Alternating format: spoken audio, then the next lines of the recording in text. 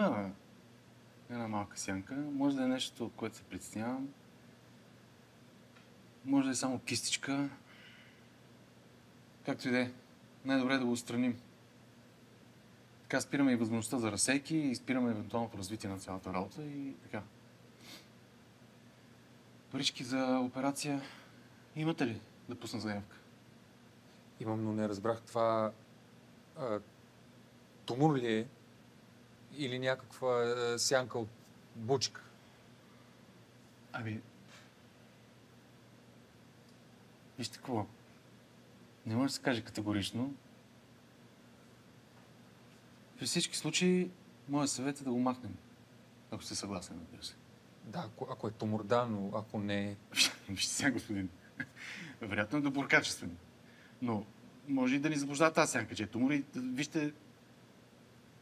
Най-важното е да се отстрани, за да сте спокоен и оттук нататък всичко да е наред. Разбирате ли?